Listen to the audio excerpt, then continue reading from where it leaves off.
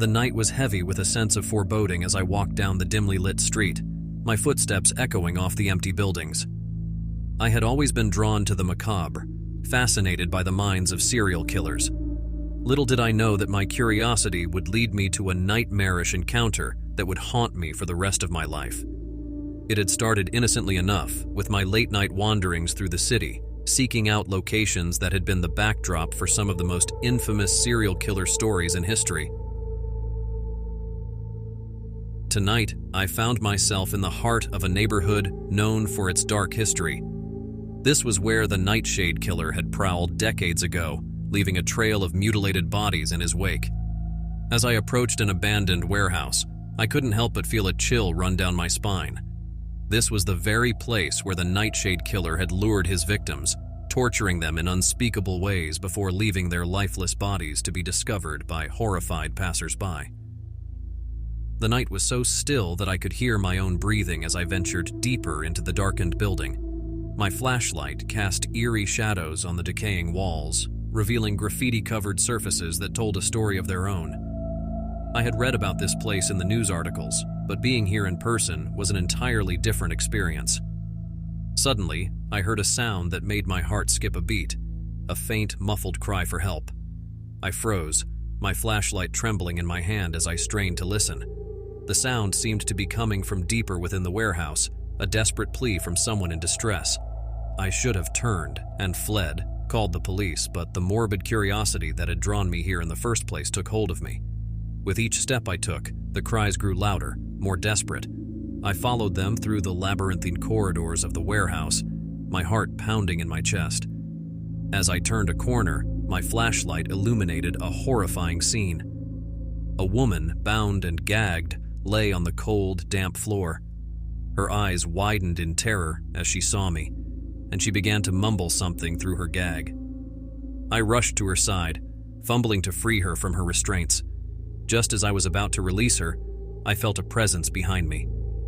The air grew thick with menace, and a voice whispered in my ear, "You shouldn't have come here." I spun around, my flashlight falling to the ground. Before me stood a figure cloaked in darkness, his face hidden beneath a grotesque mask. In his hand, he held a gleaming knife stained with the blood of his victims. Panic surged through me as I realized that I had walked right into the clutches of a real-life serial killer. The Nightshade Killer had returned, and I was now face to face with the embodiment of my darkest nightmares. The woman on the floor whimpered, her eyes pleading with me to save her. But I was paralyzed with fear, unable to move as the killer took a step closer. He spoke again, his voice a chilling whisper that sent shivers down my spine. "I've been watching you, just as I watched all my victims before I ended their miserable lives." He raised the knife, and the glint of the blade in the dim light was the last thing I saw before everything went black. When I awoke, I was in a different place, a small, dimly lit room. I was bound to a chair, unable to move. My heart raced as I tried to make sense of my surroundings. The realization hit me like a freight train. I was the captive now, and the Nightshade Killer had me in his clutches. The room was filled with a nauseating smell, the stench of death. I couldn't see much, but I could make out the outlines of what appeared to be body parts, suspended from the ceiling. The killer had turned this place into a gruesome chamber of horrors, a macabre shrine to his twisted desires. The Nightshade Killer emerged from the shadows, his mask still concealing his face. He circled me like a vulture, relishing in my fear. His voice was cold and emotionless as he spoke. "You're the one who wanted to explore the world of serial killers, to understand their minds. Well, now you're in the presence of a true artist. You'll experience firsthand what it's like to be hunted, to be helpless."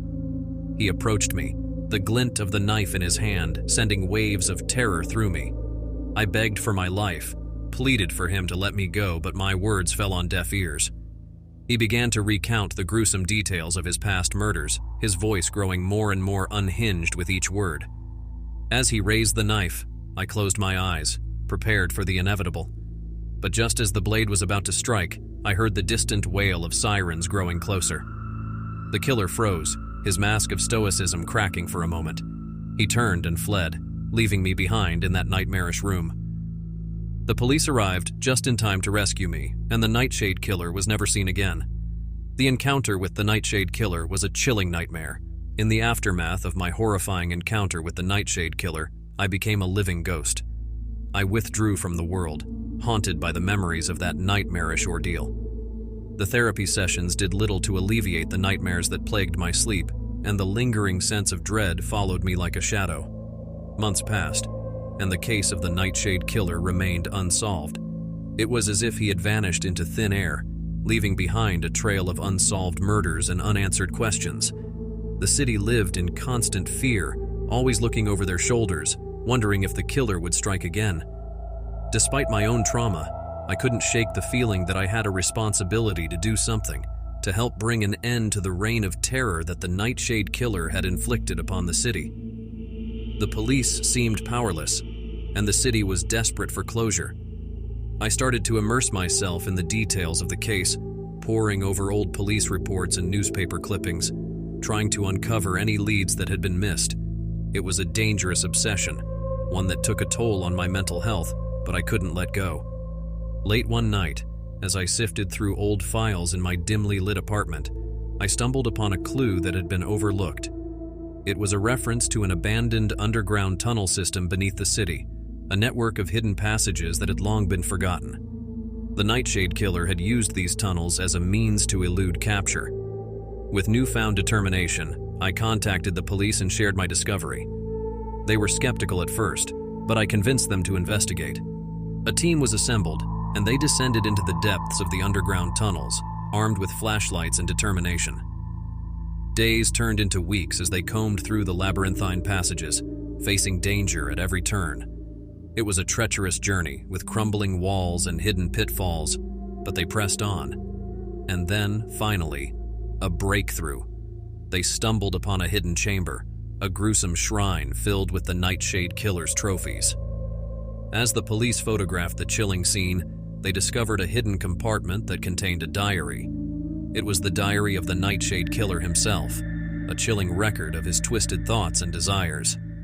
The entries revealed a deeply disturbed mind, haunted by a traumatic childhood and a thirst for power and control.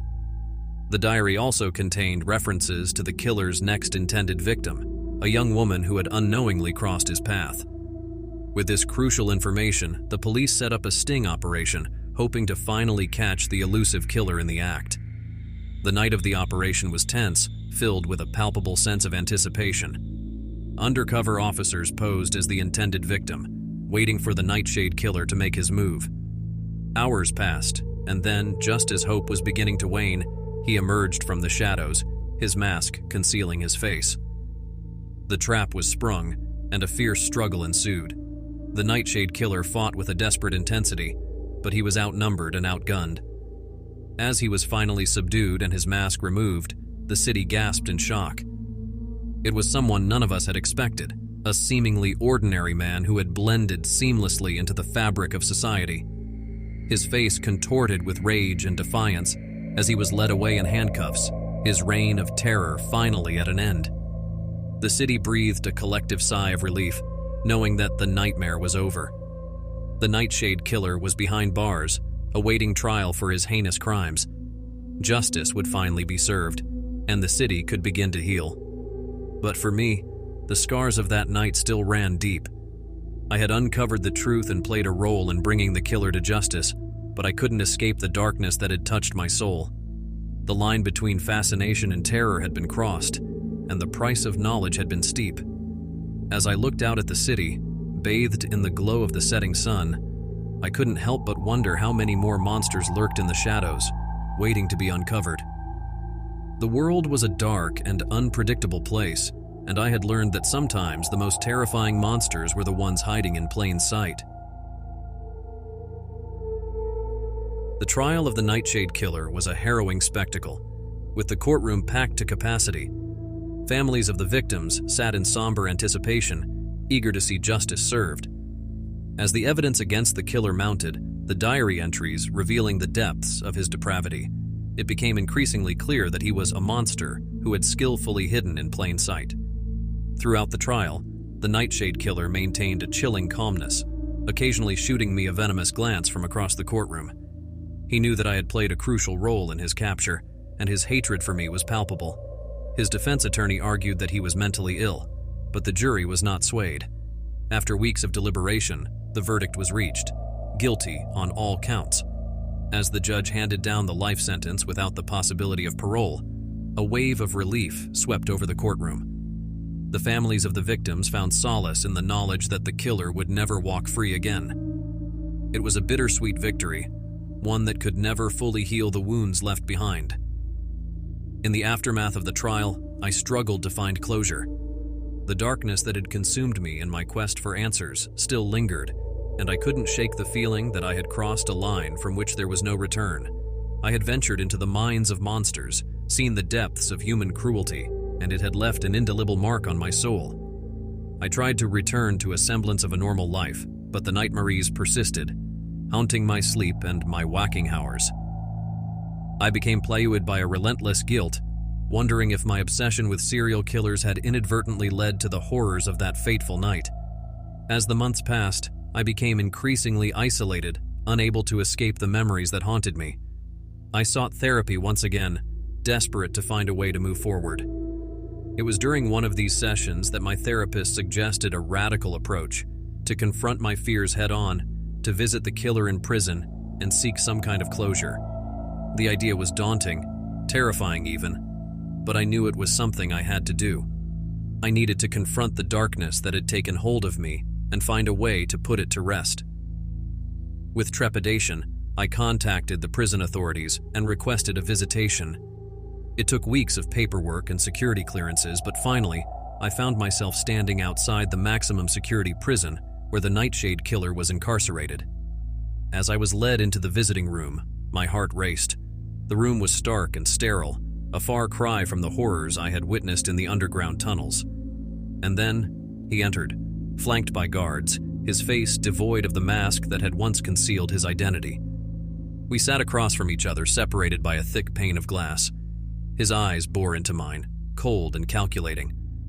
The silence was suffocating, the weight of our shared history hanging heavily in the air. I wanted to understand. I finally spoke, my voice trembling. I wanted to understand the minds of serial killers, but I never expected to come face to face with one. He regarded me with a chilling smile, his lips curling into a sinister grin. "You got more than you bargained for, didn't you?" I nodded, my throat dry.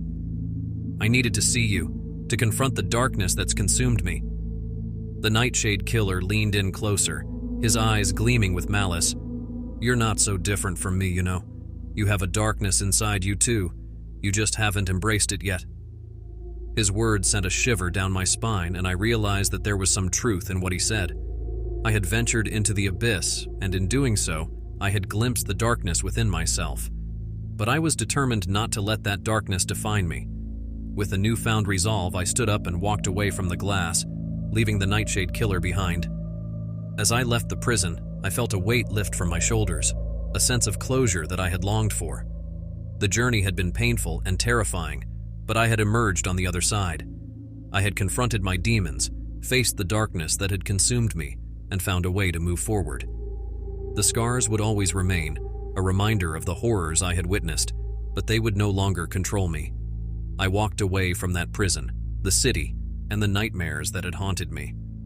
The road ahead was uncertain, but I was determined to leave the darkness behind and find a way to bring light back into my life. If you enjoyed this story, please like, comment, and share and subscribe for our next stories.